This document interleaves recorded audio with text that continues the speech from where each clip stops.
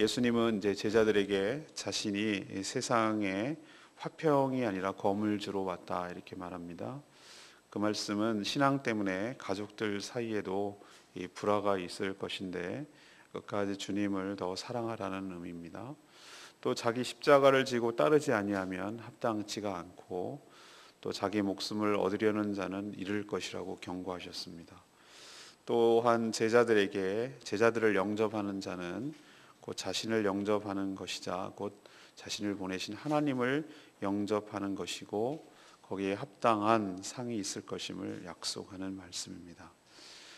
계속해서 이번 주 한 주 내내 10장 전체가 바로 이 전도에 관한 지침이고 이야기고 주일 설교도 그럴 것입니다. 오늘 첫 번째로 하나님께서 주시는 교훈은 34절에서 42절까지 말씀인데요. 어떤 인간관계보다 주님과의 관계가 더 우선하고 중요하다는 것을 우리에게 가르쳐 줍니다. 예수님은 제자들에게 자신이 세상의 화평이 아니라 이 칼을 주러 왔다 이렇게 말씀하시죠. 여기서 이 검이 무엇을 상징합니까?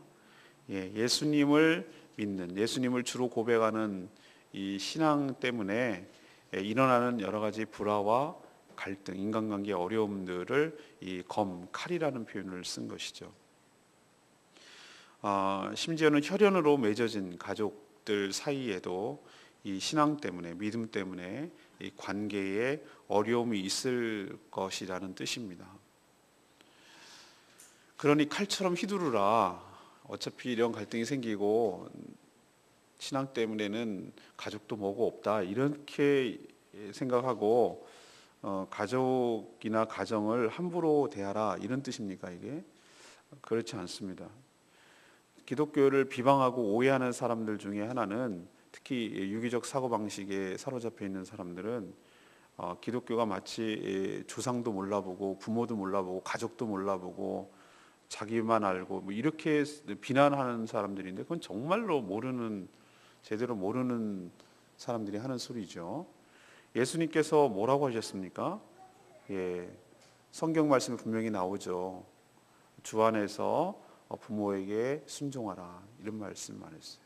또한 자기 가족을 돌보지 않는 자는 예수님께서 뭐라고 그러냐면 불신자보다 더 악한 자라고 그렇게까지 얘기를 하셨어요. 그러니까 가족들, 부모 공경 이것들이 기본적으로 깔려 있어요. 또 마땅히 그래야 하고요. 그렇지만 여기서 얘기하는 것은 뭐냐면은 그럴지라도 가족들을 돌봐야 되고 가족들을 사랑해야 되고 가족들을 책임져야 되는 것 맞지만 가치관이 충돌됐을 때 다시 말해서 가족을 사랑하는 것 그리고 주님을 사랑하는 것 이것이 주님은 그렇게 충돌하지는 않은 상황을 만드시겠지만 그냥 정말로 근데 극단적으로 충돌하는 상황일 때 선택을 해야 되는 상황일 때 그때 예수님은 뭐라고 얘기하시냐면은 36절 보세요. 사람의 원수가 자기 집안 식구라. 오히려 가까운 사람일수록 신앙 때문에 겪는 갈등과 핍박이 심할 거라는 뜻이에요. 저 같은 경우는 그것이 굉장히 없어서 그것을 100% 이해할 수가 없는 것이 있지만 주변에 보면은 당대의 예수 그리스도를 믿는 사람들을 보면은 이 신앙 때문에 특히 가장 가깝기 때문에 부모나 형제 자매나 가족들로부터 겪는 어려움이 이만저만이 아니에요. 저희는 벌써 아버지, 할아버지 저 3대 내려오고 그러니까 이 신앙 때문에 겪는 갈등이 많이 없었어요. 그냥 당연하게 다 뭐 고모도 다 예수 믿는 분들이고 다 예수 믿는 분들이 주로 많았어요. 거의 한 90%가 그랬어요. 그러니까 저는 어떤 제사 때문에 뭐 신앙 때문에 이런 것을 잘 몰라요, 솔직히 말하면. 근데 그 모든 것들은 이미 누가 다 받아내셨냐면은 저희 할아버지, 저희 아버지가 다 받아내신 거예요. 그 집안에 다 거기 경주 이시만 몰려 사는 이 집성촌에서 그 나만 예수 믿겠다 이렇게 말하는 것은 제주도로 치면 괜당에서 쫓겨나는 거예요. 완전히 왕따 당하는 거예요. 완전히 왕따 당하고 그러는 거예요. 저희 할아버지도 많은 어려움을 겪으셨어요. 근데 꿋꿋하게 그것을 지켰잖아요. 여러분 제주도에서 저기 처음으로 예수 그리스도 믿은 분 여러분 기억나십니까? 그 장로님 그 순교하신 목사님의 아버님 되시는 분인가 그럴 거예요. 아마 기억에. 예수 믿는다는 이름으로 멍석에다 말아가지고 두들겨 팼잖아요. 믿겠냐 안 믿겠냐. 경외도 예수 믿으구다. 그게 그 사람이 한 말이에요. 그분이 하신 말이라고. 그럼에도 경외도 그럼에도 불구하고 나는 예수 그리스도를 믿겠습니다. 그런 분들이 있었기 때문에 그 집안이 구원을 받은 거예요. 이런 것처럼 신앙 때문에 가장 핍박을 많이 주는 데는 가족이에요. 가족이 굉장히 그래서 오늘 예수님 말하잖아요. 사람의 원수가 자기 집안 식구라. 차라리 남이면 이런 갈등이 적어요. 근데 가까울수록 신앙 때문에 겪는 갈등이 굉장히 커요. 왜냐하면 이건 영적 전쟁이고 첨예하게 예수 그리스도를 주로 고백하고 그 인생이 꺾이느냐 아니냐, 자기가 하나님으로 살아가느냐의 복음은 아주 그 사람의 어떻게 보면 자기 내적인 혁명이 일어나는 거기 때문에, 내적인 변화, 완전 딴 사람으로 변하는 것이기 때문에, 가치관이 송두리째 바뀌는 것이기 때문에 이런 것이 충돌될 수밖에 없어요. 필연적이라는 뜻이에요. 그런데 37절에 보면 아버지나 어머니를 나보다 더 사랑하는 자, 아들이나 딸을 나보다 더 사랑하는 자는 합당치 않다고 말씀하세요. 자녀와 부모님들을 사랑하고 공경해야 되지만 주님보다 더 사랑해서는 안 된다는 뜻이에요. 합당치 않다고 얘기해요.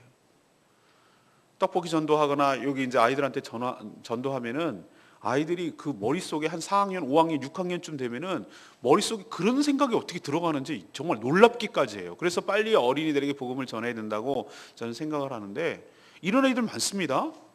그리고 어른들도 그런 경우 많아요. 이런 얘기해요. 선교사가 오기 전에 그러면 전에 믿던 조상들은 어떻게 됐습니까? 지옥 갑니까? 그래서 지옥 갑니다. 그러면은 불공평하지 않습니까? 아니요. 원래 우리는 다 지옥 가게 되어 있습니다. 난 그런 하나님 안 믿겠대요. 우리 어머니 그러면 지옥 갔겠네요. 그렇다고. 안타깝지만 그렇다고. 그래서 우리가 빨리빨리 복음을 전하는 거라고 얘기를 했더니 그분 하는 말이, 이런 분 굉장히 많다고 제가 말씀드렸죠. 저희 어머니가 지옥 갔다고 저도 지옥 가서 부모님 섬기겠대요. 굉장히 휴머니스트하죠. 효성이 지극하잖아요. 지옥까지 따라가서라도 부모님을 섬기겠대요. 근데 이 사람은 하나는 알고 둘은 몰라. 진짜 어머니가 지옥 갔다면, 지옥 갔을 거예요. 갔어요. 근데 지옥 간 어머니가 자기 아들 보고 나 여기 있으니까 일로 와라, 같이 오자, 이렇게 말할까요? 천만의 말씀이에요. 이거는 여기 있는 말씀 그대로 적용이 되는 거예요. 부모님, 어머님 지극히 사랑해요. 예, 위합니다. 그러나 하나님, 주 예수 그리스도보다 더 사랑할 수는 없습니다. 정말 부모님을 사랑한다면 그분도 전도해서 예수 그리스도를 주님으로 모시고 함께 주님으로 섬기게 하도록 하는 것이 정말 지극히 그분을 사랑하는 가장 큰 선행이고 축복이고 선을 베푸는 것이에요. 여러분도 이제 이런 관계가 충돌될 때가 있습니다. 예수님을 사랑하고 관계를 맺는 것보다 더 우선되는 것은 없어야 된다고 오늘 우리에게 지침을 주고 계세요. 가족을 사랑해야 하지만 주님의 영광을 가리고 영생을 잃으면서까지 사랑할 수는 없어요. 가족이 이해하지 못하는 갈등이 생길지라도 우리는 끝까지 주님을 포기할 수 없다는 뜻이에요. 여러분, 그래서 지금까지 여기 온 것이고, 이런 모든 갈등을 극복하고 이겨내고 끝까지 믿음을 지킨 자에게 하나님께서 큰 축복을 주실 줄로 믿습니다. 오늘 말씀대로 살았기 때문에 모든 관계보다 주님과의 관계가 더 우선하다는 것을 인정하고 우선순위의 문제가 확립되고, 주님을 사랑하는 것보다 더 우선되는 가치관이 없다고 믿었고 여기까지 오신 분들이기 때문에 하나님께서는 그 사랑을 귀하게 여기시고 여러분들을 영생으로 인도하시고 또 천국으로 인도하시고 여러분들을 사랑하실 줄로 믿습니다. 두 번째 얘기는 38절 39절 말씀인데요, 예수님을 위해 자기 목숨을 잃는 자는 영생을 얻게 된다는 것입니다. 예수님은 제자들에게 자신을 따를 때 자기 십자가를 지고 자신을 따라야 합당하다, 이런 얘기를 하셨어요. 38절에 나오는 얘기죠. 여러분, 자기 십자가가 뭡니까? 자기 십자가는 자꾸 나를 핍박하는 사람들을 이렇게 잘 이겨내고 이런 것을 말하는 것처럼 생각하는데 그렇지 않아요. 자기 십자가라는 것은 자기 부인이고 자기 죽음이에요. 자기 희생이에요. 우리는 어떤 사람들입니까? 우리는 예수 그리스도를 믿는데도 불구하고 우리 안에 스물스물 올라오려는 속성이 하나 있어요. 그것이 죄인데요, 죄의 근본은 거기서 다 출발을 해요. 뭐냐면 자기가 하나님이 되고 싶어하는 욕망이 굉장히 강해요. 그거를 포장을 해요. 자아실현이라는 둥, 꿈을 이룬다는 둥, 그게 비전이라는 동, 그걸 이제 겉으로 포장하는 거죠. 세상 사람들 그것을 꿈을 이룬다고 말하고, 신앙생활 하는 것은 좀 갖다 붙여야 되니까 자기 욕망을 포장해야 되잖아요. 노골적으로 날 것을 드러낼 수는 없잖아요. 그러니까 뭐라고 하는, 하나님이 주신 비전이라고 포장을 하는데, 그것을 해치고 본질을 갖다가 민낯을 탁 드러내면 뭐냐면은 하나님의 비전으로 포장한 자기 욕망이에요. 자기 욕망은 어떤 식으로 나타나냐면 세 가지로 나타나더래요. 자기 왕국을 건설하고 싶어요. 자기 아성을 만들고 싶어요. 자기의 손끝 하나 발끝 하나 뭐 하면은 착착 이루어지는, 이렇게 명령대로 이루어지고 자기 마음대로 마음껏 할 수 있는 자기의 왕국을 만들어내고 싶은 거예요. 그리고 자기 권세, 자기 영광을 추구하는 거예요. 이게 우리의 속성이에요. 이게 죄고요. 그렇게 살아가려는 삶의 태도 때문에 수많은 악들이 뿌려져 나가는 거예요. 뿜어내는 거예요. 그리고 그것 때문에 이 세상이 어지러워지고 서로 충돌이 일어나는 것이고.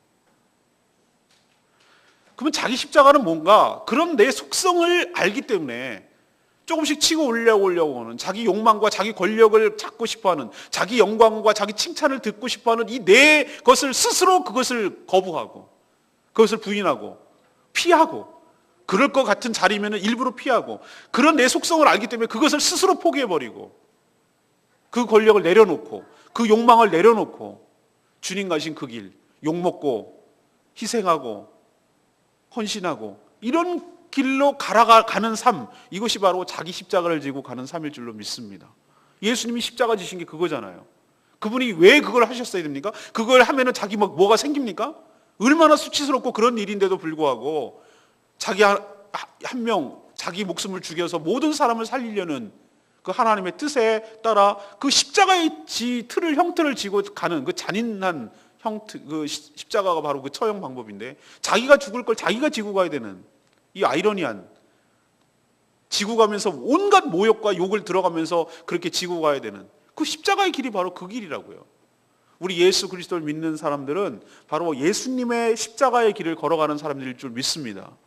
그 예수 그리스도를 믿는다는 게 뭔지를 제대로 모르기 때문에, 신앙생활 한다는 게 뭔지를 제대로 모르기 때문에, 거짓에 속기 때문에, 번영신학에 속고 뭐 축복받고 뭐 어째 이런 거에 자꾸 속기 때문에 사기예요. 그건 사기라고 제가 말씀드렸어요. 아니요, 예수님 따라가는 길이에요. 여러분 점점 여러분 세상적으로 보면 없어질 것이고, 더 낮아질 것이고, 더 희생할 것이고, 더 없어질 거예요. 가면 갈수록, 예수 진짜로 제대로 믿으면.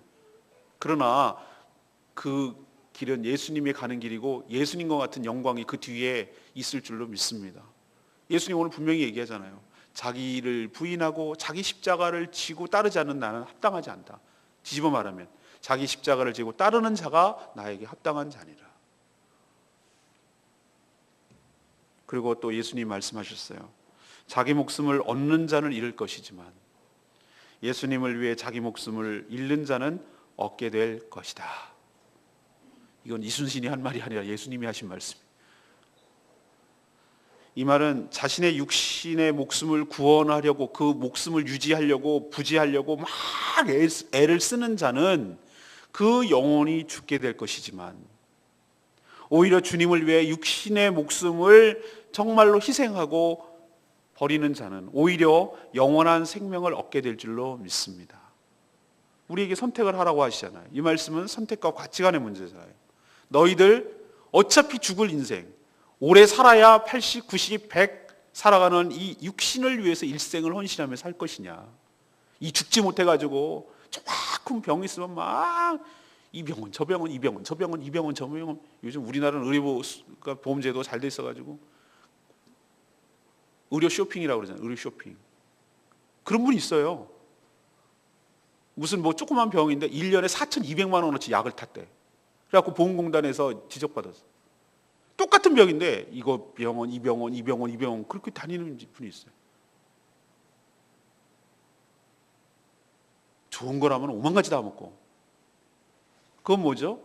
여기 있는 말씀 그대로예요. 자기 육신의 목숨을 위해서 그렇게 전전하면서 그렇게 산들 결국 살지도 못해요. 영원히 살지도 못하는데, 그렇게 사는 자는 정작 100년도 비교할 수 없는 영원한 생명을 잃어버릴 것이고, 언제 죽을지 모르지만 사는 날까지 주님께서 주시는 것이라고 선물이라고 생각하고 나에게 주어진 삶이 50이건 60이건 70이건 80이건 그거에 연연하지 않고 사는 데까지가 여기다라고 말씀하시면 그 사는 것 자체에 감사하면서 주신 삶을 위해 주님을 위해서 그 십자가를 지고 간 사람은 그 목숨을 잃어버린 것 같은데, 희생한 것 같은데, 자기를 소모한 것 같은데 그게 아니라 영원한 생명이 보장되어 있을 줄로 믿습니다.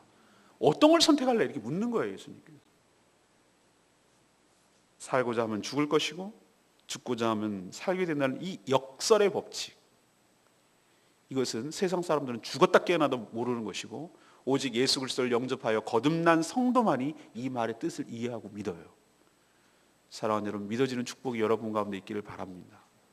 여러분, 이 땅의 삶에 연연하지 마시고, 주일날 설교할 때 제가 예화를 그 얘기를 듣고 지금 생각나는데, 천산명 시인이 소풍이라는 시를 썼어요.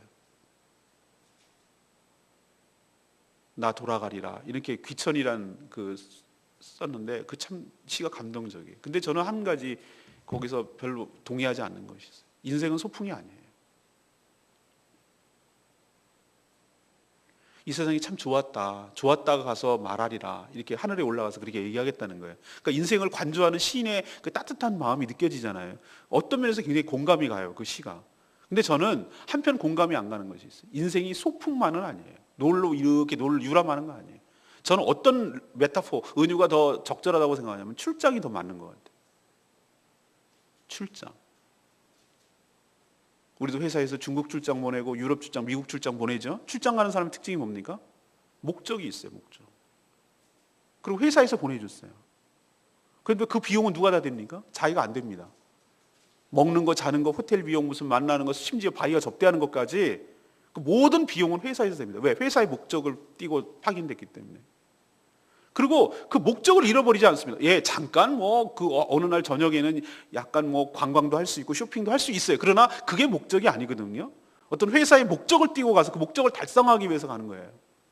그리고 그 목적이 달성했으면은 자기 집으로 돌아와야 돼요. 사랑하는 여러분, 우리 삶이 그런 줄로 믿습니다. 출장 간 사람이 거기 가가지고 집 짓고 집 사고 자동차 사고 뭐 사고 안 합니다. 왜? 여기는 잠시 있다가 내 목적을 이루고 그 회사에서 하라고 하는 그 미션을, 목표를 달성하고 난 돌아가야 될 사람이니까 여기에 연연하지 않습니다. 왜? 오히려 어디에 신경을 씁니까? 내가 어떻게 했는지, 저쪽 회사에서 나를 어떻게 인사고과를 내리고 평가를 할지 거기에 신경을 씁니다. 인생은 출장입니다. 소풍이 아닙니다. 사랑하는 여러분, 우리가 이 땅에 살면서 여기에 너무 연연하지 마십시다. 주님 주신 사명 잘 감당하시고 주님 앞에 섰을 때 잘하였도다 착하고 충성된 종아, 내가 너에게 준 미션을 정말 잘 수행했구나. 네가 작은 일에 충성이 있으니 내가 큰 일을 맡기리라. 주인의 즐거움에 참여할지어다. 이런 축복을 다 여러분 받게 되는 여러분 되시기를 바랍니다. 마지막 세 번째는요, 40절 42절 말씀이에요. 주님의 이름으로 대접하는 것은 곧 주님을 영접하는 것과 같다고 예수님 말씀하세요. 예수님이 말한 영접은 어떤 의미죠? 거부하지 않고 환영하고 선대하는 것을 넘어서 믿고 동참하는 것을 말합니다. 영접이라는 표현을 쓰는 거예요. 영접의 반대는 뭐죠? 거절하고 박대하는 것을 영접의 반대말이에요. 그러나 이 의미만 있는 것이 아니라 불신하고 불참하는 것까지도 포함해서 박대, 거절이라고 말할 수 있어요. 여기서 말하는 예수님 비유를 들죠. 선지자의 이름으로 영접하는 자는 선지자가 받을 복을 받게 될 것이며, 의인의 이름으로 영접하는 자는 의인의 상을 받게 될 것입니다. 이렇게 얘기를 하셨어요. 그러면서 하시는 말씀이, 예수님의 제자들을 영접해서 누군가가 냉수 한 그릇은 어제 묵상한 대로 참새 한 마리처럼 아주 하찮은 것의 최소 단위, 한 아사리온이라는 것은 최소의 동전을 단위를 말하는 거예요. 여기서 냉수 한 그릇이라는 것은 사람이 사람에게 해줄 수 있는 최소한의 친절, 배려 이런 것을 상징적으로 말하는 거예요. 그렇게 주님의 제자들을, 지금 전도 파송 보내고 있는데, 지금 전도 파송 보내는데 이런 지침을 주시는 거거든요.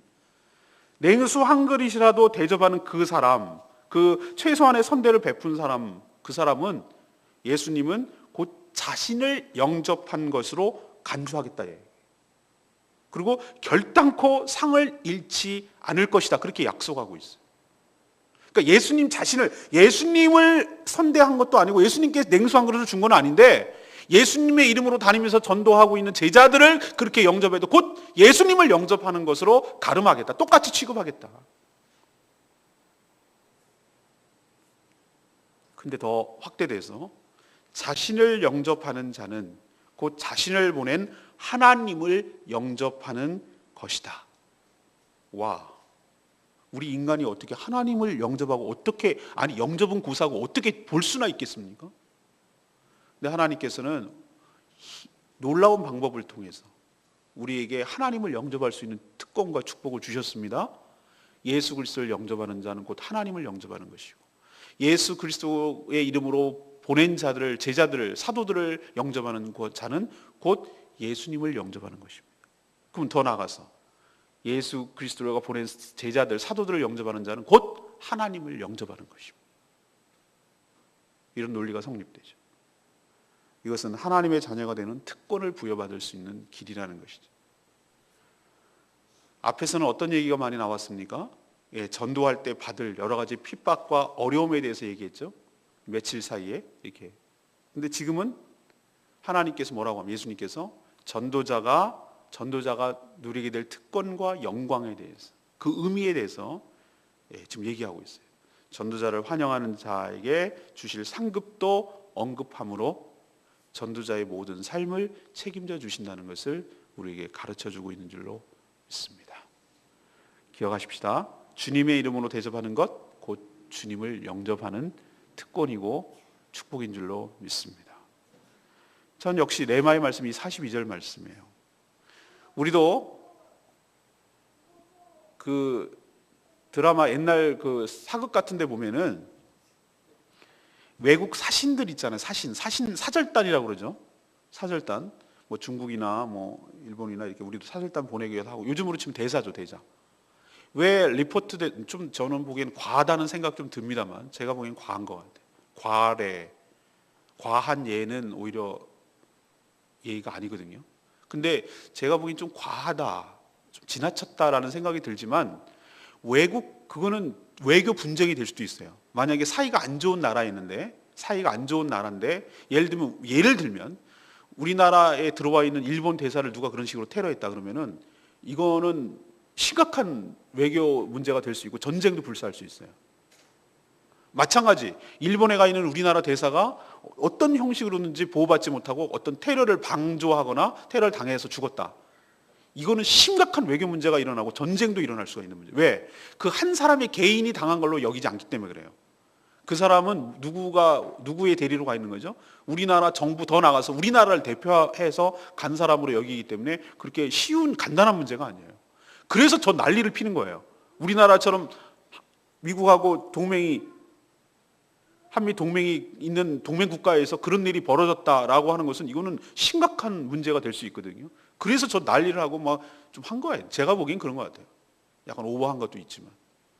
자, 어쨌든 제가 얘기하려는 그게 아니라, 사신을 선대한다는 것, 요즘으로 칩시다. 대사를 선대한다는 것은 그 대사를 보낸 그 나라 임금, 그 나라 정부, 그 나라를 선대한다는 뜻이에요. 보이지 않는 하나님을 어떻게 영접하냐고 제가 아까 물었죠. 하나님이 보내시는 예수 그리스도를 영접하는 것이 하나님을 영접하는 것인 줄 믿습니다. 그러면 부활 승천하신 예수 그리스도를 어떻게 선대할 거예요? 안 계신데, 몸으로. 주 예수 그리스도를 위해서 헌신하는 주의 종을 선대할 때, 선대한다는 것이 물 한 그릇 드세요, 이게 아님이 아니고, 선대라는 얘기는 협력하고 동참할 때, 같이 동역할 때, 이것은 곧 이퀄 그 종을 세우신 하나님, 주 예수 그리스도를 선대하고 동역하는 것과 똑같다는 논리입니다. 이런 자는 결단코 상을 잃지 않게 될 줄로 믿습니다. 이건 제 말이 아니고 성경 말씀에 나와 있는 하나님께서 보장해 주신다는 거예요. 보증해 주신다는 뜻이에요. 우리는 막연한 하나님을 일하고 싶죠, 여러분 다. 예수 믿는 사람은 다 하나님 일하고 싶어요. 그럼 어떻게 하나님 일을 할 겁니까, 여러분? 막연하게 어떻게 하나님을 영접하고 하나님을 여러분 만약에 예수님이 여기 계시다면 여러분 어떻게 하겠어요? 두 발 벗고 다 할 거 다 할걸요? 근데 안 계시잖아요. 그럼 어떻게 그분을 안 보이는 그분을 위해서 선대할 거예요? 아까 말씀드렸잖아요. 논리적으로. 주의 이름으로 행하고 있는 제자들을 물 한 그릇을 주는 행위. 선대하는 행위. 그것이 물 한 그릇만 주라는 의미입니까? No. 함께 협력하고 함께 동참하고 함께 동역하게 될 때 그것은 이퀄 그분을 보낸 그 종을 보낸 주인을 선대하는 것과 똑같다.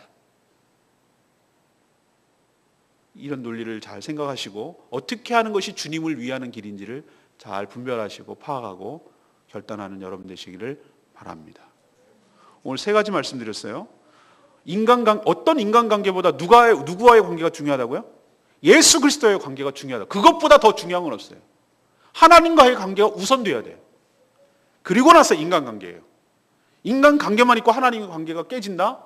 우선순위가 밀린다? 이건 잘못된 거예요. 하나님 관계의 관계가 올바르게 될 때 자연스럽게 인간과의 관계도 자연스럽게 돼요. 저랑 같이 생명의 삶 하신 분 첫 번째 배우는 게 이거예요. 하나님과의 관계를 깨진 관계를 다시 회복하십시오. 그 관계가 회복될 때 인간과의 관계도 자연스럽게 회복될 줄로 믿습니다. 인간관계가 더 우선해서 하나님과의 관계가 깨는 거 어리석은 짓입니다. 그걸 지금 말씀드렸고 두 번째는 뭡니까? 자기 목숨 얻으려고 전전긍긍하지 마십시오. 오히려 영생이 이럴 수 있습니다. 죽고자 하는 살 것이요 살고자 하는 죽을 것이다. 이 얘기 잘 알아들으십시오. 여기서의 이순신 장군이 명언이 아니고 예수님이 말씀하신 거예요. 육신의 목숨을 위해서 전전긍긍하는 자는 그래요. 악착같이 살고 병원 쫓아다녀가지고 100살까지 산다 칩시다. 그리고 영원히 삽니까 그러면? 101살에 죽었지. 그게 우리의 목적이 아니란 말이에요. 오히려 주어진 생애를 위해서 불태우면서 주님을 위해서 헌신하고 이 목숨 바치고 하나님 앞에 들 때 오히려 그런 사람 죽지도 않아요. 사명 있는 사람은 오히려 더 오래 살더라고 보면요. 역설적이긴 하지만 그러면 막 자기를 이렇게 희생하고 이렇게 하면은 금방 죽을 것 같은데 아이고 웬걸요? 그런 분들 보니까 더 오래 물론 순교하는 분도 있고 이렇지만 그런 분들이 오히려 더 사명 갖고 살아가니까 사명이 닿을 때까지 살더라고요. 제가 보니까. 하나님께서 여러분 그냥 데려가지 않으세요. 할 일 다 하시고 훈련 다 받게 하시고 할 수 있는 거 미션 다 수행하고 하시고 그리고 부르세요. 먼저 보내주세요. 데려가 주세요. 안 데려가요 여러분들. 데려가는 것도 아무나 데려가는 줄 아세요. 다 끝내고 들어가는 거다. 끝내고. 그러니 주어진 생애가 언제일지 그건 하나님만이 아시고 나에게 주어진 삶을 갖다가 최선을 다해서 이 한 목숨 바쳐서 온전히 주님을 위해서 헌신하고 살아갈 때 이 땅에서도 살게 되고 저 영생도 보장될 줄로 믿습니다. 이 법칙을 잘 이해하라고요. 마지막 세 번째는 뭐예요? 주님이 보낸 자를 영접하는 자는 곧 주님을 주님을 영접하는 것인 줄 믿습니다. 영접한다는 무슨 뜻인지 알죠? 친절을 베푼다. 동역하고 협력하고 함께 한다는 뜻이에요. 그래서 여러분 함께 주님을 영접하는 특권과 축복을 누리게 되기를 간절히 바랍니다. 오늘 말씀 붙들고 기도하기 전에 우리 찬양지 181장